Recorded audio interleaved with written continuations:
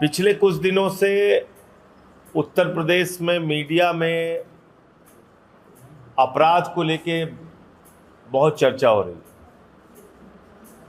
कि 24 घंटे में 14 हत्या हो गई। शायद ये रिपोर्टिंग अब शुरू हुई, लेकिन हालत कमोबेश यही पहले से ही थी। 14 15 हत्या, फर्जी इनकाउंटर, ये सब चल रहा था। लेकिन अब मीडिया की निगाह इस तरफ पड़ी है कि अपराध बहुत तेजी के साथ बढ़ रहा है। अभी 18 मई को आगरा में एक मंदिर के अंदर 5 साल की बच्ची के साथ रेप हुआ। 5 साल की बच्ची के साथ। और उससे भी ज्यादा शर्मनाक बात यह है कि जब वो बच्ची चीखने लगी, उसकी दादी वहां पे पहुंचती है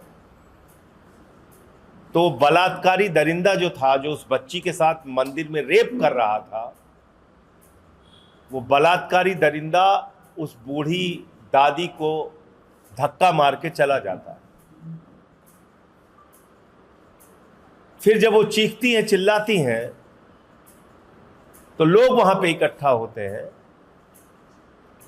और उस आरोपी को पकड़कर पुलिस के हवाले करते हैं। ये सोचकर कि पुलिस जब उत्तर प्रदेश की ये सुनेगी कि 5 साल की बच्ची के साथ मंदिर में रेप हुआ, तो आरोपी के खिलाफ सख्त कार्रवाई करेगी, उसको पकड़ के जेल में डालेगी, उसको आगे सजा कैसे मिल सकती है इसके बारे में सोचेगी। लेकिन शर्मनाक बात यह है, और आदित्यनाथ जी के कानून व्यवस्था के दावे की पोल इस बात से खुलती है कि उस आरोपी को, बलात्कार के आरोपी को, मंदिर में 5 साल की बच्ची का रेप करने वाले आरोपी को थाने से छोड़ दिया जाता है। फिर उसकी मेडिकल रिपोर्ट आती है और मेडिकल रिपोर्ट आने के बाद तब उस दरिंदे को गिरफ्तार किया जाता है। क्या इससे ज्यादा शर्मनाक बात कोई हो सकती है? कहीं कोई बच्ची छेड़खानी से तंग आके, सहारनपुर की घटना है, जहर खा के मर जा रही है। कहीं किसी का बलात्कार हो रहा है, बलात्कार करके हत्या कर दी जा रही है। कई ऐसे बीजेपी नेताओं के वीडियो आ रहे हैं जो ये दिखाता है कि महिलाओं के प्रति इनकी सोच क्या है। नंबर 2, इस वक्त पूरे देश में आदरणीय प्रधानमंत्री जी ऑपरेशन सिंदूर के नाम पे ऑपरेशन वोट बैंक शुरू कर चुके हैं। और मैं प्रधानमंत्री को कहता हूं कि वो सिंदूर के सौदागर हैं। और ये बात मैं इसलिए कहता हूं कि पहलगाम में 200 किलोमीटर तक आतंकवादी घुस के आए हमारी देश की सीमा में, हमारे बहनों के माथे के सिंदूर उजाड़े, 26 लोगों को मौत के घाट उतारा और वापस चले गए, अभी तक मिले नहीं। उन आतंकवादियों के खिलाफ अब तक कोई कार्रवाई नहीं हुई, वो मौत के घाट नहीं उतारे गए। और बगैर उन आतंकवादियों को मारे जिनके लिए आपने ऑपरेशन सिंदूर की शुरुआत की थी, आपने ट्रंप के दबाव में सीज फायर डिक्लेयर कर दिया। प्रधानमंत्री के लफ्फाजी के लंबे चौड़े बड़े बड़े भाषण हम लोग सुन रहे हैं, मन की बात में बोल रहे हैं, यहां रैली में ललकार रहे हैं, वहां रैली में ललकार रहे हैं। प्रधानमंत्री जी, रैली करने के लिए आपके पास बहुत फुर्सत है। एक दिन में 4-4 बार आप कपड़ा बदल रहे हैं। जो 4 बार कपड़ा बदलने में आपको टाइम लगता है प्रधानमंत्री जी, कम से कम उतना समय आप निकाल लेते जिन बहनों के माथे के सिंदूर उजड़े उनसे मिलने के लिए। आपके पास उतना भी वक्त नहीं मिला। बिहार की चुनाव रैली कर रहे हैं, फिल्मी सितारों को मुंबई में संबोधित कर रहे हैं, केरल में उद्घाटन, आंध्र प्रदेश में उद्घाटन, गुजरात में रैली सभा, लंबे चौड़े भाषण। तो प्रधानमंत्री कहते हैं हमारे शरीर में, हमारी नसों में गर्म सिंदूर बह रहा है। मैं कहता हूं प्रधानमंत्री की नसों में नौटंकी बह रही है। जैसे ही लाइट कैमरा एक्शन देते हैं उनकी नौटंकी शुरू हो जाती है। कितना झूठ बोलोगे आप इस देश के साथ? आपने सीज फायर क्यों किया, इस देश को जवाब दीजिए। जब भारत की सेना अपने बहादुरी और पराक्रम का परिचय दे रही थी, 9 आतंकी ठिकानों को मिटा दिया था।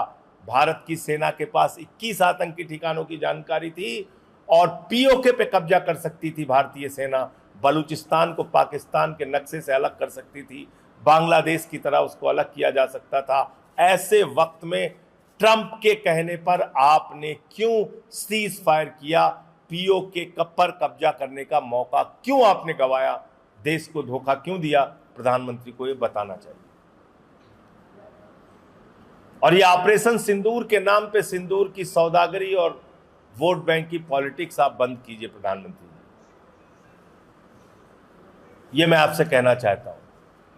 पूरे देश के 3 सवाल हैं। नंबर 1, वो आतंकवादी पहलगाम में आए कैसे?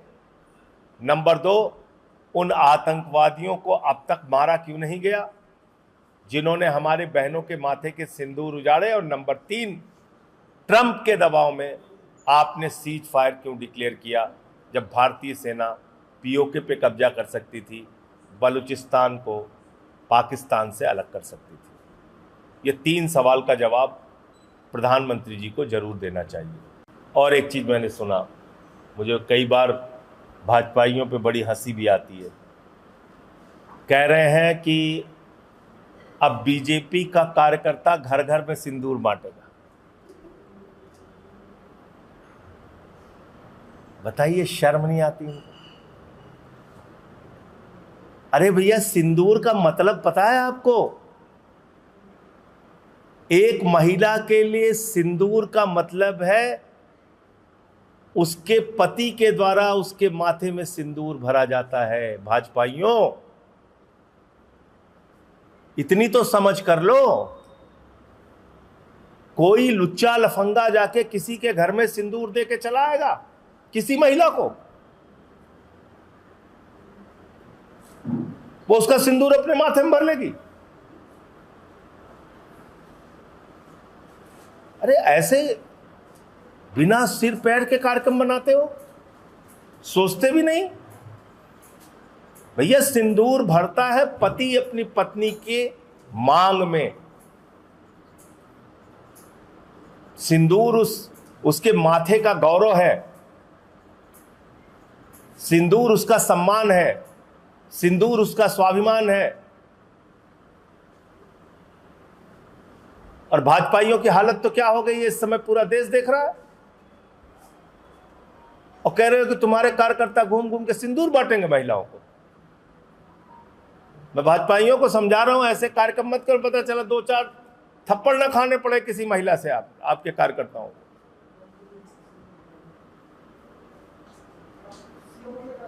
अजीब हाल है इन लोगों का। तीसरी और अंतिम बात,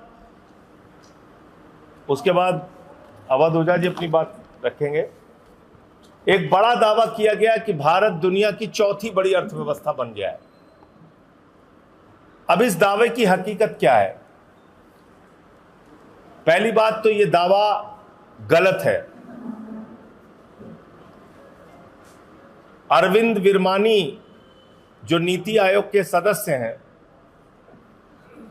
अरविंद विरमानी जी ने इसका खंडन किया है और उन्होंने कहा है कि ये एक संभावना है कि 2025 के अंत तक अगर अर्थव्यवस्था की जो वर्तमान गति है ये गति कायम रही तो भारत जापान से आगे जा सकता है।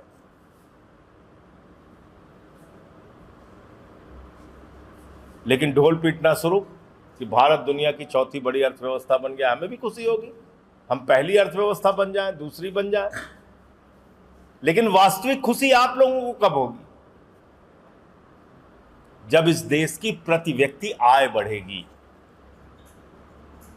बड़े अफसोस के साथ ये कहना पड़ रहा है कि भारत दुनिया के चौथी बड़ी अर्थव्यवस्था, जो कि बनी नहीं है, बनने का दावा कर रही है, मोदी जी दावा कर रहे हैं, लेकिन प्रति व्यक्ति आय के मामले में भारत 140वें स्थान पे खड़ा है। 140वें स्थान पे। और प्रति व्यक्ति आय के मामले में हमारे देश के प्रति व्यक्ति आय क्या है? थोड़ा ये लिस्ट जरा ध्यान से सुनिएगा। अमेरिका के सालाना प्रति व्यक्ति आय है 74 लाख रुपए। चीन की सालाना प्रति व्यक्ति आय है 4,80,000 रुपए। ऑस्ट्रेलिया की प्रति व्यक्ति आय है सालाना 51,50,000 रुपए। ब्रिटेन की है 41,20,000 रुपए। जापान, जिससे आप आगे निकलने का दावा कर रहे हैं, जापान की प्रति व्यक्ति आय है 27 लाख रुपए वार्षिक, 27 लाख रुपए सालाना। न्यूजीलैंड की प्रति व्यक्ति आय है 41 लाख रुपए सालाना। श्रीलंका की प्रति व्यक्ति आय है 3,30,000 रुपए। भूटान की प्रति व्यक्ति आय है 3,20,000 रुपए। सिंगापुर की प्रति व्यक्ति आय है 77,50,000 रुपए। दक्षिण अफ्रीका की प्रति व्यक्ति आय है 5,80,000 रुपए। लग्जमबर्ग की प्रति व्यक्ति आय है 1,21,00,000 रुपए। आयरलैंड की प्रति व्यक्ति आय है 1,18,00,000 रुपए। मकाओ की प्रति व्यक्ति आय है 1,04,00,000 रुपए।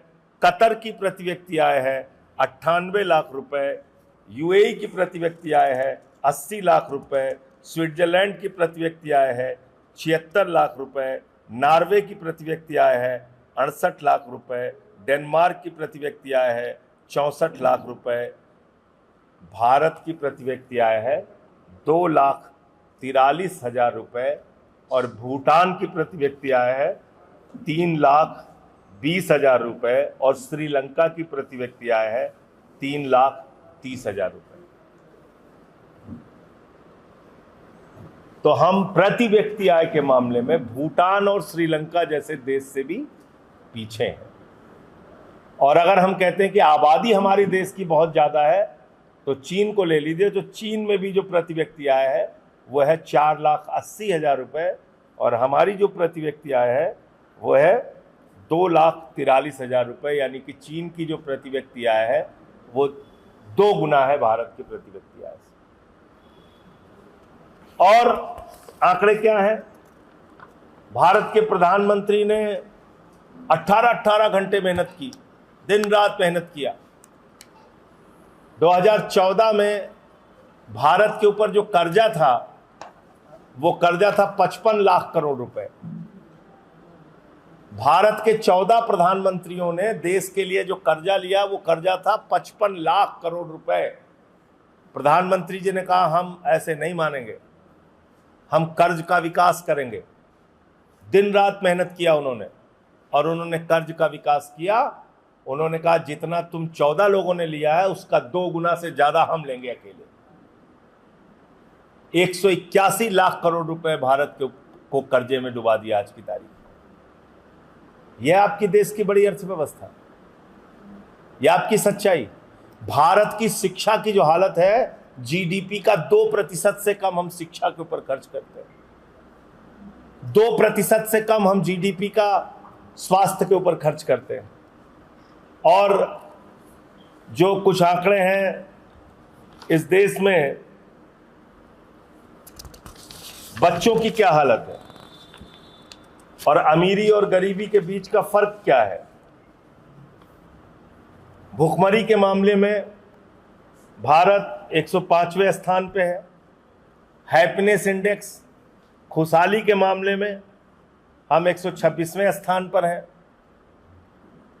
5 साल से कम उम्र के 35.5% बच्चे बौनेपन का शिकार हैं और 18.7% बच्चे 5 साल से कम उम्र के कम वजन का शिकार हैं और 2.9% बच्चे 5 साल की उम्र पूरी करते करते मर जाते हैं।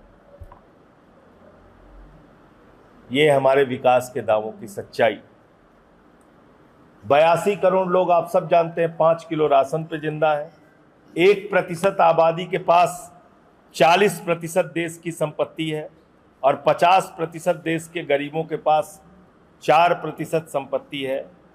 और राष्ट्रीय आय का 23% 1% आबादी के पास है और 13% 50% आबादी के पास है। और देश की 50% आबादी से 64% जीएसटी वसूली जाती है और 10% आबादी से मात्र 4% जीएसटी वसूली जाती है। ये कुछ आंकड़े थे जो मैंने समझा कि आपको बताना जरूरी है। और ये जो हमारे चौथी बड़ी अर्थव्यवस्था बनने का दावा है, मैं तो सोच रहा था ढोल मजीरा वजीरा लेके आएंगे, ढोल पीटेंगे आपके सामने, लेकिन जब मैंने ये पढ़ा तो मुझे लगा कि आपको सच्चाई से रूबरू कराना ज़रूरी है। और इसलिए अब इस देश के नौजवानों को सोचना पड़ेगा, देश को किस आर्थिक बदहाली की ओर भारत के प्रधानमंत्री लेके जा रहे हैं। यहाँ चंद लोग अमीर जरूर हो रहे हैं, उनके पास लाखों करोड़ की संपत्ति जरूर इकट्ठा हो रही है। इसके कारण से आपको देश की अर्थव्यवस्था मजबूत हो गई ऐसा बताया जरूर जा रहा है, लेकिन शिक्षा के मामले में, स्वास्थ्य के मामले में, बाल मृत्यु दर के मामले में, भूखमरी के मामले में, प्रति व्यक्ति आय के मामले में भारत पिछड़ेपन का बुरी तरीके से शिकार है। ये सच्चाई हम सबको समझनी होगी।